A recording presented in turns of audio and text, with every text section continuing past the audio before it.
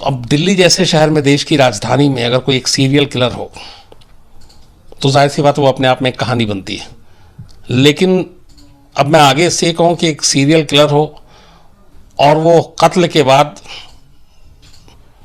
लाश का सिर धड़ से अलग करे और ले जाकर तिहाड़ जेल के बाहर फेंक दे, तो फिर आदमी का चौंकना लाजमी है कि ऐसा कौन हो सकता है पागल, सनकी, सिरफिरा, जो सीधे सीधे चैलेंज कर रहा हो पुलिस को। लाश ऐसी, आमतौर पे कत्ल के बाद लोग भागते हैं, छुपते हैं या लाश को कहीं और छुपाते हैं, कोशिश करते हैं कि उनको देख न ले लाश के साथ जाते हुए, ठिकाने लगाते हुए। जैसे इसी वजह से तंदूर केस जो चर्चित था, वो सुशील शर्मा ने काफ़ी कोशिश की थी कि लाश को ठिकाने लगा दे, कहीं यमुना में फेंक दे। मौका नहीं मिला, इसलिए लास्ट में उसने तंदूर में जलाने की कोशिश की ताकि कोई सबूत ना रहे। लेकिन यहाँ उल्टा है, यहाँ एक कातिल है जो कत्ल करता है, कत्ल करने के बाद लाश का सर धड़ से अलग करता है ताकि लाश की पहचान ना हो, शिनाख्त ना हो। लेकिन फिर उसको छुपाने की बजाय, भागने की बजाय वो बड़ा जोखिम लेता है, रिस्क लेता है और ले जाकर वो सर जो है तिहाड़ जेल के बाहर अलग अलग जगहों पे फेंकता है। अब यहाँ तक भी ठीक है। फेंकते फेंकते फिर एक दिन वो एक लाश के साथ ऐसे ही जब फेंकता है तो साथ में एक लेटर भी छोड़ के आता है लाश के पास और सीधे ओपन चैलेंज दिल्ली पुलिस को करता है कि हिम्मत है तो पकड़ के दिखाओ। अब ये लगता सुनने में फिल्मी कहानी है, लेकिन है हकीकत और ऐसा हुआ। और कमाल की बात यह है कि जिस सीरियल किलर की मैं आपको कहानी सुना रहा हूँ, पहले कत्ल के बाद ये पकड़ा भी गया, लेकिन कोई सबूत नहीं, पुलिस उतने अच्छे तरीके से कोर्ट में केस को रख नहीं पाई और वो आराम से बाहर आया, जमानत पे बाहर आया। उसके बाद फिर कत्ल शुरू हो गया, फिर पकड़ा जाता है, फिर सबूत नहीं, फिर बाहर आता है, फिर कत्ल शुरू हो जाता है और 7 कत्ल के बाद तब जाकर कहीं फिर उसको पकड़ा जाता है। तो इस पूरी कहानी में मतलब, और कत्ल की वजह जो 7 लोग मारे गए, वो कहानी भी अपने आप में बड़ा ही अजीब है कि क्यों वो एक के बाद एक कत्ल कर रहा था। तो ये कहानी ही जो है, ये शुरू से लेकर आखिर तक, चाहे वो कत्ल करने का तरीका हो, लाश ठिकाने का तरीका हो, पुलिस को चैलेंज करने का तरीका हो, या कत्ल के पीछे जो मोटिव मकसद है वो हो, ये सारे अनोखे थे इसमें। ये कहानी है चंद्रकांत झा की।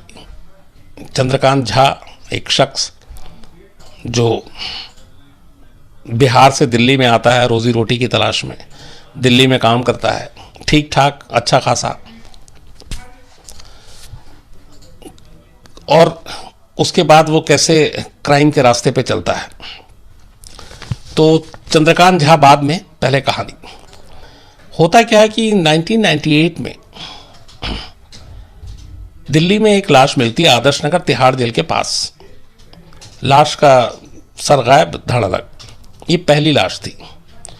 कुछ लोगों से पुलिस पूछताछ करती है, उसके बाद एक शख्स को उठाया जाता है, पता चलता है उसका नाम चंद्रकांत झा है।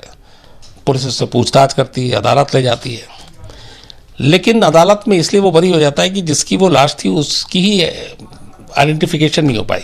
पुलिस ने पहले कहा कि ये यूपी का रहने वाला है जो मरने वाला है और उसके माँ बाप वहाँ हैं, लेकिन जब डीएनए होता है तो उस लाश से उसके माँ बाप का डीएनए मैच ही नहीं करता।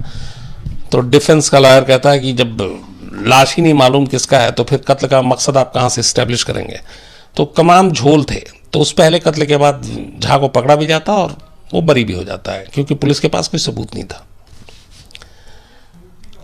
98 के बाद करीब 5 साल तक कोई कत्ल नहीं होता और इस तरीके की, हालांकि दिल्ली में एवरेज हर दिन 4, 5, 7 मर्डर के इंसिडेंट होते रहते हैं, लेकिन ये कत्ल का जो तरीका था मैं उससे बात कर रहा हूँ। तो 1998 के बाद फिर 27 जून 2003, 5 साल के बाद सेम वहीं पे एक और बॉडी मिलती है, उसका भी सर गायब। बस सिमिलरिटी ये थी। पुलिस तफ्तीश करती है लेकिन कुछ पता नहीं चलता। इसके बाद 20 नवंबर 2003 दूसरी लाश के करीब 4-5 महीने के बाद तीसरी लाश मिलती है। ये लाश तिहाड़ जेल के ठीक गेट नंबर 1 के सामने रखी गई थी। अब तक तिहाड़ के दाएं और बाएं इधर उधर, लेकिन ये सीधे सीधे तिहाड़ जेल के गेट नंबर 1 के सामने। अब पुलिस परेशान, लेकिन तफ्तीश होती है, कुछ पता नहीं चलता है। पहले की 2 लाशों के साथ भी इसको रख के इन्वेस्टिगेट किया जाता है, कोई जानकारी नहीं मिलती है। फिर वक्त बीतता है, इसके बाद 2 नवंबर 2005, करीब 1.5 साल के बाद चौथी लाश मिलती है। ये लाश इस बार मंगोलपुरी के पास मिलती है। फिर इसके करीब साल भर के बाद 20 अक्टूबर 2006 को 5वीं लाश मिलती है। ये तिहाड़ जेल के गेट नंबर 3 के सामने मिलती है। एक के सामने एक मिली, तिहाड़ के दाएं बाएं मिली, और अब इस बार तिहाड़ जेल के गेट नंबर 3 के पास मिलती है सिरकटी लाश। लेकिन ये पहली लाश थी जिसके साथ एक लेटर मिलता है पुलिस को, और वो लेटर की कॉपी हम लोगों को भी उस वक्त मिली थी, और उस लेटर में जो एग्जैक्ट हूबहू जो लिखा हुआ था वो मैं आपको बताता हूं कि इसमें एग्जैक्ट क्या था। इस लेटर में लिखा था जो कातिल ने कि मेरे प्रियजनों, दिल्ली पुलिस के जांबाज डीएचपी यानी दिल्ली होमगार्ड से आईपीएस अधिकारी तक, तुम सभी को तुम्हारे दामाद की तरफ से खुल्लम खुल्ला चैलेंज है कि अगर वाकई तुम लोगों ने मां का दूध पिया है तो मुझे पकड़ कर दिखाओ, वरना तुम सारे ऊपर से लेकर नीचे तक दिल्ली पुलिस के स्टाफ के लोग नाजायज औलाद कहलाओगे। और मैं 2000 ये इसकी पूरी पहली लाइन थी इस लेटर की, जिसमें ये ओपनली चैलेंज था होमगार्ड को भी और दिल्ली पुलिस को भी कि पकड़ के दिखा सकते हो तो पकड़ कर दिखाओ। इस लेटर के साथ एक और चीज थी, उसमें यह था कि मैं 2003 में जेल से बाहर आ गया हूं। बस एक लाइन आखिरी में जो मैंने आपको पढ़ के सुनाया उसके नीचे ये थी, लेकिन पुलिस को कुछ पता नहीं चलता है। इसके बाद पुलिस इन्वेस्टिगेट कर ही रही होती है, मामले की जांच कर रही होती है कि तभी 25 अप्रैल 2007 को छठी लाश मिलती है। इस बार भी तिहाड़ के गेट नंबर 3 के सामने, तिहाड़ जेल के। इसके बाद फिर 18 मई 2007 को 7वीं लाश मिलती है, इस बार जेल नंबर 3 के सामने। अब 7 लाश मिल चुकी थी, और सातों लाश जो है वो तिहाड़ जेल के gate number 1, gate number 3, Tihar के दाएं बाएं। कातिल का कोई पता नहीं। पुलिस के पास सबूत के नाम पर एक लेटर, पर लेटर का हैंडराइटिंग का मिलान किससे कराएं? चंद्रकांत झा सीन से गायब। इसी बीच में जब ये 5वीं लाश के साथ लेटर मिलता है तो छठी लाश के बाद एक पीसीओ से भी पुलिस के पास कॉल आता है, और वो कॉल करने वाला कहता है कि तुम्हारा दामाद बोल रहा हूं, तिहाड़ जेल के बाहर से लाशें उठाते रहो और हिम्मत है तो पकड़ के दिखाओ। तो ये पीसीओ से एक कॉल गया था आदर्श नगर पुलिस स्टेशन में, जो तिहाड़ जेल का एरिया लगता है जहां पे। तो एक कॉल और ये किए। अब पुलिस को कुछ भी पता नहीं क्या करें क्या ना करें। पुलिस की जांच जारी थी। इसी बीच में क्या होता है, जो 7वीं लाश मिलती है वो 7वीं लाश की पुलिस फोटो वोटो अखबार में ऐड देती है, सब कुछ की पहचाना जाए, तो उसकी शिनाख्त होती है दिलीप मंडल नाम के एक शख्स से।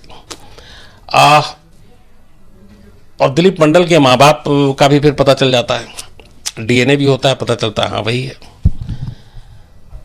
तो जब दिलीप मंडल की लाश मिलती है तो फिर पुलिस इन्वेस्टिगेट करना शुरू करती है। इसी बीच में कुछ जो पुलिस की जांच टीम लगी हुई थी, चूंकि लगातार 98 से ये सिलसिला शुरू हुआ था और तिहाड़ के आसपास ही था, फिर लेटर भी था, फोन पे धमकी थी, तो ये था कि ये कोई सिरफिरा टाइप का है जो दिल्ली पुलिस को लगातार ललकार रहा है कि मैं कत्ल कर रहा हूं, तुम्हारी हिम्मत है तो पकड़ कर दिखाओ। तो पुलिस की एक टीम ने फिर इसको कहा कि अब आगे का ये सिलसिला रुके, उससे ज़रूरी है कि पहले कत्ल से ही इस मामले की तफ्तीश को फिर से शुरू किया जाए। तो वो फर्स्ट केस से मामले की शुरुआत होती है। तो उसमें हुआ कि पुराने बताया जाता है कि एक चंद्रकांत झा नाम का आदमी को पकड़ा था, लेकिन कोर्ट से बरी हो गया, सबूत नहीं था। तो अब पुलिस की टीम चंद्रकांत झा के पीछे लगती है, पूरा उसका खंगाला जाता है हिस्ट्री, और इत्तेफाक की बात है मुखबिर के जरिए चंद्रकांत झा का पता चल जाता है और चंद्रकांत झा को पुलिस उठा लेती है।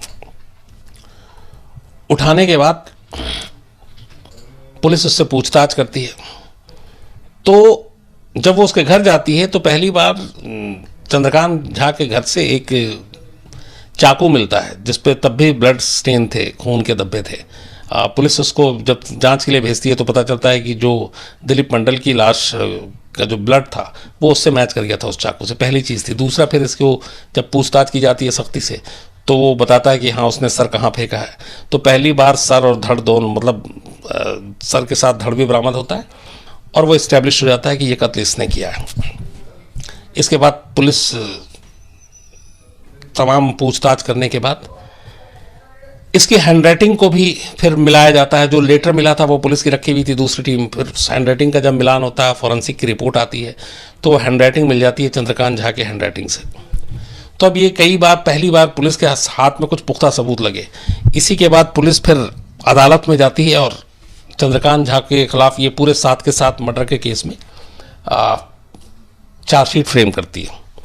लेकिन कमाल देखिए कि यहाँ पे भी फिर ऐसे झोल थे कि 7 में से 2 मर्डर जिसकी बॉडी आइडेंटिफाई नहीं हुई, और उसमें से पुलिस ने उससे पहले जो ये 7 मर्डर हुए थे, 2 मामले में पुलिस ने लिख के दे दिया था कि इसकी इन्वेस्टिगेशन कंप्लीट नहीं हुई है और हम नतीजे तक नहीं पहुँचे हैं, और चंद्रकांत झा को भी क्लीन चिट दे दिया गया था।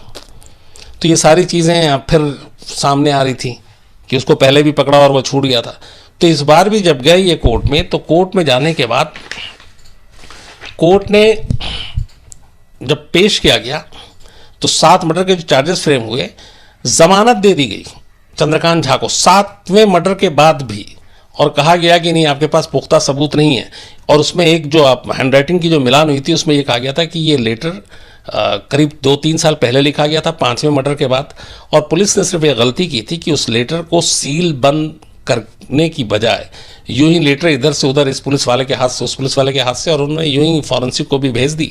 तो उसमें उसके वकील ने ये उठाया था कि ये लेटर ना सील बंद है, ना इसको दिखाया गया जब्त सबूत, और जो लिस्ट होती है जो चार्जशीट में दी जाती है तो मेंशन नहीं था, तो उसका थोड़ा फ़ायदा हो रहा था।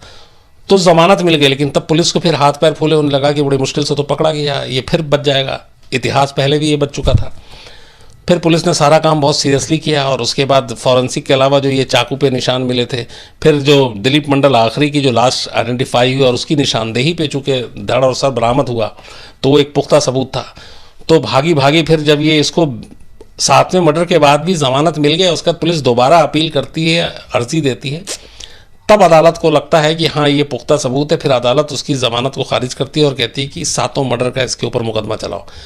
फिर 7 के 7 मर्डर का इसके ऊपर मुकदमा चलता है, और 2013 में लोअर कोर्ट 5 फरवरी 2013 को इसमें 2 मामले का फैसला सुनाती है, एक 5 फरवरी को, एक 4 फरवरी को। एक में फांसी की सज़ा देती है और दूसरे में उम्र कैद की। बाकी के बाद के भी मामले जिसमें होते गए वो सारे के सारे इसको फांसी और उम्र कैद की सज़ा होती गई। लेकिन जब ये मामला फिर ऊपरी अदालत में पहुंचा तो ऊपरी अदालत ने इसकी फांसी की सज़ा को उम्र कैद में तब्दील कर दिया। तो अब ये उम्र कैद की सज़ा तब्दील हो चुकी है और ये उम्र कैद की सज़ा काट रहा है, और उसी तिहाड़ जेल के अंदर है जिस तिहाड़ जेल के बाहर इसने एक के बाद एक 7 लाशें फेंकी, सिर कटी हुई, और दिल्ली पुलिस को चैलेंज किया कि पकड़ सको तो पकड़ के दिखाओ। और उसके बाद अब तिहाड़ जेल में। अब यहाँ पे सवाल ये है कि एक शख्स, एक कातिल, एक सीरियल किलर कत्ल करता है, कत्ल करने के बाद वो जगह भी कैसी चुनता है, तिहाड़ जेल। और तिहाड़ जेल के बाहर, हालांकि वो बिल्कुल बहुत ही हाई सिक्योर जेल है और वहाँ पे ऑलरेडी सिक्योरिटी भी रहती है, तो वहाँ पे ले जाके लाश को ठिकाने लगाना और फेंकना और ओपनली चैलेंज करना ये छोटी बात नहीं थी। तो आखिर ये ऐसा कौन सा शख्स करता है, या तो यह कि बेवकूफ़ है या पागल हो। तो फिर पुलिस ने जब उससे पूरी पूछताछ की बाद में और पूरा इन्वेस्टिगेट किया, तो पता चला कि ये जो चंद्रकांत झा है ये बहुत ही गुस्सैल किस्म का इंसान था। इसको बहुत जल्दी गुस्सा आता था, और इसके अंदर कुछ अजीब सी चीज़ें थी, जैसे इसके हिसाब से जो काम ना हो तो इसको फ़ौरन गुस्सा आ जाता। और गुस्से में जैसे कई बार होता है कि अगर सपोज हम आप बात कर रहे हैं, आपने ऊंची आवाज़ में बात कर दी तो मुझे पसंद नहीं है, तो हम लड़ेंगे या टोकेंगे, निकल जाएंगे। मान लीजिए मुझे प्यास लगी, मैंने पानी मांगा, आपने नहीं दिया, तो भी हम शायद शिकवा शिकायत करके निकल जाएंगे। मेरा मोबाइल चोरी हो गया, पता चल गया कि किसी ने चुरा लिया है, तो ज़्यादा से ज़्यादा हम पुलिस में केस कर देंगे या उससे लड़ लेंगे, बहुत ज़्यादा गुस्से पर हूँ तो फिर छोड़ देंगे। कोई मेरा दोस्त मेरे घर पे आया और उसने मेरे साथ बैठ के खाना खाया और उसने जूठा बर्तन को वहीं पे टेबल पे ही उठ के वो चला गया, तो भी हम ज़्यादातर ये कहेंगे कि इसको मैनर्स नहीं है। बट इन चीज़ों के लिए हम किसी की जान नहीं लेंगे, किसी को मारेंगे नहीं, और उसने ये सब किया। इसके दिमाग में ये था कि कोई भी मेरी मर्जी के खिलाफ काम होगा तो मैं उसको बख्शूंगा नहीं, ये इसने लास्ट में बताया। अब जैसे एक इसका जो दोस्त था उसके सिर्फ उसके चाल चलन पे शक था इसको कि ये पड़ोस में कोई लड़की रहती है उसके बारे में ये अच्छी नज़र नहीं रखता है, बस शक था, उसने उसको मार दिया। मारने के बाद उसका गला काटा और ले जाके तिहाड़ के बाहर फेंक दिया। एक दोस्त इसके घर पे आया, उस दिन इसने चावल और मछली बनाई, खाना खाया, उस दोस्त ने वो प्लेट वहीं पे छोड़ दिया, मछली के कांटे वाटे उसी में डाल के, और वो चला गया। इसने उसको जाते हुए भी देखा, उस वक्त कुछ नहीं कहा, लेकिन इतना बुरा लगा कि उसी रात जाकर उसने अपने उस दोस्त को भी मार दिया, उसका भी गला काटा और ले जाकर तिहाड़ के बाहर फेंक दिया। एक बार इसकी साइकिल या स्कूटर किसी ने, इसके एक दोस्त ने बिना बताए हुए इससे ले लिया और लेके चला गया।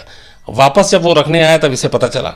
इस बात पर उसको इतना गुस्सा आया कि उसने उसको भी मार दिया और ले जाके फिर तिहाड़ के बाहर उसका आधा हिस्सा फेंक दिया। एक बार इसका मोबाइल चोरी कर लिया था, और मोबाइल इसी के एक जानकार ने चोरी किया था, गांव के ही लोगों में से एक, जो दिल्ली में रहते थे आसपास में इसके। तो जब इसे पता चला कि उसने चोरी, उसने माफ़ी भी मांगी। उसने उस वक्त कुछ नहीं कहा, लेकिन कुछ दिन बाद उसने उसको भी मार डाला और उसके बाद फिर उसकी लाश भी वहाँ पे फेंक दी। तो ये इस तरीके की इसने चीज़ें की। जब ये पुलिस के पास गया और अरेस्ट हुआ तो इसके बाद ही इसकी भी कहानी यह है कि इसने पुलिस से कहा था कि आप लोगों ने मुझे नहीं पकड़ा और आपसे ज़्यादा ज़हीन मैं हूँ। मैंने करीब 9 साल तक, 98 में इसने पहला कत्ल किया था, 2007 में लास्ट कत्ल किया, 7वां। तो बोला कि वो तो मैंने लेटर लिखा, मैंने फ़ोन किया, फिर भी 9 साल लगे आप लोगों को जागने में, और ये बात वाकई अजीब भी है। और उसने कहा कि ये तो मैं खुद चाहता था कि अब बस हो गया, इसलिए मैं पकड़ाया हूँ, लेकिन अभी भी मैं ज़्यादा दिन जेल में नहीं रहूँगा, केस कमज़ोरी, मतलब उसका कॉन्फिडेंस।